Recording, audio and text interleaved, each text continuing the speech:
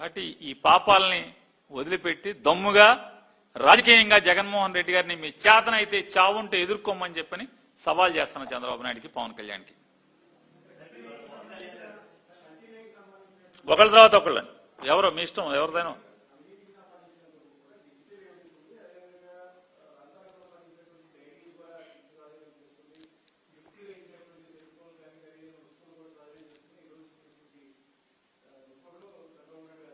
నారా చంద్రబాబు నాయుడు గారు పిఏలకి లంచాలు వెళ్ళి లేకపోతే ఫోన్లు వెళ్ళి గిఫ్ట్లుగా అంటున్నారు.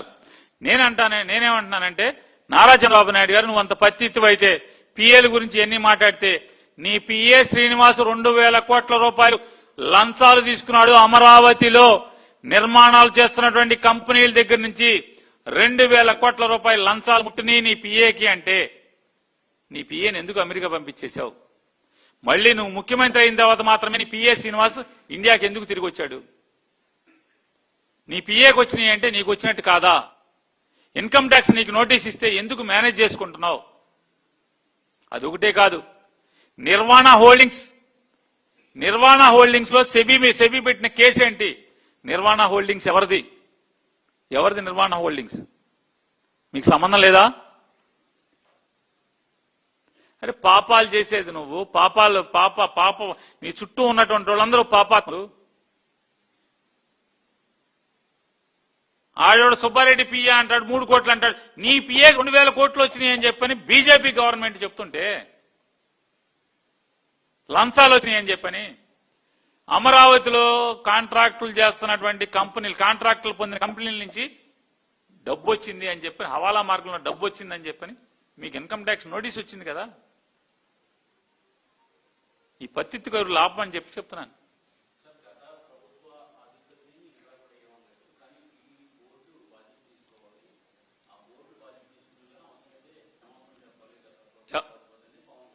పవన్ కళ్యాణ్ గారు అన్నారా? సార్ పవన్ కళ్యాణ్కి 4 నిండా మచ్చలేనండి. పూటకు ఒక మాట్లాడతాడు, రోజుకు ఒక మాట మాట్లాడతాడు. ఆయన మాటకు విలువ ఉంటుందా చెప్పండి? పూటకు ఒక మాట, రోజుకు ఒక మాట, ఆయన మాటకు విలువ ఉంటుందా నన్ను? వెయిటేజ్ ఉండాలి కదా, వెయిటేజ్ ఉండాలి. దేనికి విలువ ఉంది?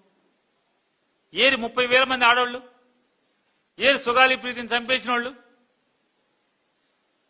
ఇన్ని రేపులు జరుగుతుంటే, ఎన్ని కిరాతకంగా, పైశాచికంగా, ఆటవికంగా ముక్కు పచ్చలారిన ఆడపిల్లని చంపేస్తుంటే, బెత్తం కొంటాను, ఏది బెత్తం తయారు చేస్తాను, ఏది బెత్తం?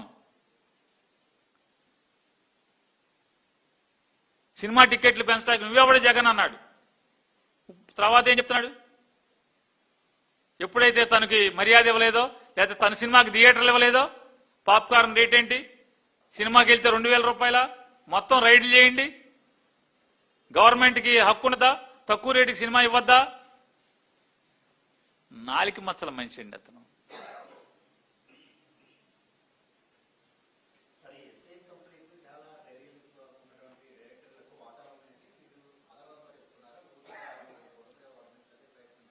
నేనేమంటున్నానంటే, నేను ప్రశ్నలు సంధించాను రమేష్ గారు, నేను ప్రశ్నలు సంధించాను, సమాధానం చెప్పండి. నా ప్రశ్నలు అవునా కాదా చెప్పండి. అవునా కాదా? ప్రీమియర్ డైరీ ఏమండి, alpha dairy, Bolebaba Dholpur, Bolebaba Uttarakhand, AR dairy Rajasekhar, Vaishnavi dairy, నేను చెప్పినవన్నీ అవునా కాదా చెప్పండి అన్న. అవునా కాదా చెప్పండి సార్. ఇప్పటికీ పంది కొవ్వు కలిసింది అంటున్నారు కదా, మీరు అడగరా ఆయన్ని? పంది కొవ్వు కలిసిందని ఇప్పటికీ చెప్తున్నాడుగా ప్రసాదంలో. యాసిడ్లు కడిగే, బాత్రూములు కడిగే యాసిడ్ కలిపారు, లడ్డూ చేశారన్నారుగా, మీరు అడగరా? నీ దగ్గర రిపోర్ట్ ఉందా? బాత్రూములు కడిగే యాసిడ్ తో కలిపి లడ్డూ చేశారని సిట్ ఎక్కడ ఇచ్చిందా? ఓ పేజ్ చూపించమని చెప్పండి.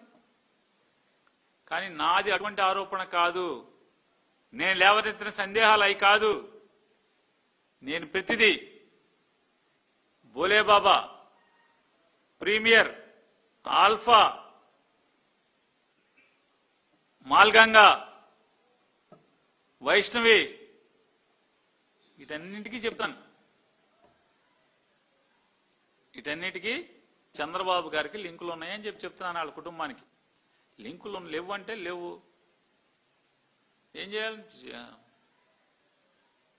చెప్పండి. నేను అడుగుతున్నా కదా, సమాధానం చెప్పండి. సమాధానం చెప్తే నేను తెస్తా. సమాధానం చెప్పండి. ముందే ఎందుకు నేను తేవటం? ఎంత దుర్మార్గుడు అంటే నారా చంద్రబాబు నాయుడు గారు, రాజశేఖర రెడ్డి గారు ఇచ్చినటువంటి 746, 747 తిరుమల తిరుపతి శ్రీవారిది 27.4 కిలోమీటర్ల నుంచి 350 కిలోమీటర్లకి పరిధి పెంచుతూ తిరుపతి ఈ 7 కొండల పరిధిలో అన్యమత ప్రచారాన్ని నిషేధిస్తూ 746 జీవో. తిరుపతితో పాటుగా 19 ఇతర ఆలయాల పరిధిలో కూడా పరిసర ప్రాంతాల్లో అన్యమత ప్రచారాన్ని నిషేధిస్తూ ఇచ్చిన జీవో 747. ఆ 2 జీవోల్ని కాకాని బైబిల్ మిషన్ వార్షికోత్సవాల్లో ఆ డయాస్ మీద నేను ఆ 2 జీవోల్ని రద్దు చేస్తానటువంటి చెప్పినటువంటి మనిషి అది ఫేక్ అంటాడు. ఛాలెంజ్ చేస్తున్నా, చంద్రబాబు నాయుడు గారు, నీ ఇష్టం వచ్చిన కేసు నన్ను పెట్టి లోపలై, అది నువ్వు మాట్లాడిన వీడియోనే. ఛాలెంజ్ చేస్తున్నా, బైబిల్ మిషన్ మీటింగ్ లో నారా చంద్రబాబు నాయుడు గారు నువ్వు మాట్లాడిన మాట్లాయి 747 జీవోని వెనక్కి తీసుకుంటాను, రద్దు చేస్తానని. నేను మాట్లాడింది తప్పు అయితే, ఫేక్ అయితే తన లోపలి 46,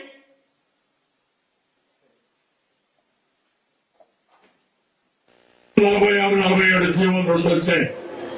నేను ఉన్నప్పుడు ఎప్పుడు కూడా 746 గాని 47 జీవోలు అవసరం రాలేదు. ఈ ప్రభుత్వం వచ్చిన తర్వాత ఈ 2 జీవోలు కూడా వచ్చాయి. తెలుగుదేశం పార్టీ దీనికి వ్యతిరేకంగా ఉంటాం.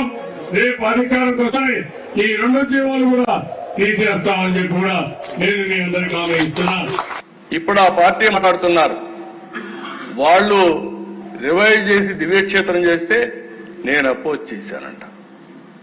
కలలో కూడా చేయలేని అధ్యక్ష, ఇమాజిన్ చేయలేను. పుల్లారావు గారు బతికున్నాడు, నరేంద్ర బతికున్నాడు, ఆయన చచ్చిపోయాడు, పాత స్పీకర్ గారు చచ్చిపోయాడు అనుకోండి. వాళ్ళు బతికే ఉన్నారు ఆ మీటింగ్ లో.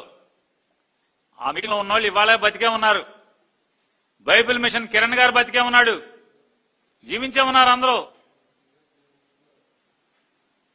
ఫేక్ వీడియో అని ఇంకెంత పచ్చిగా మాట్లాడుతున్నాడు చూడండి. ఇట్లాంటి వాడితో రాజకీయాలు చేయడం జగన్ కర్మ కాకపోతే ఏంటి చెప్పండి. ఇట్లాంటి వాడితో రాజకీయాలు చేసి ప్రత్యర్థిగా రాజకీయాలు చేయాల్సి రావటం జగన్మోహన్ రెడ్డి కర్మ కాకపోతే ఏంటిది ఇది?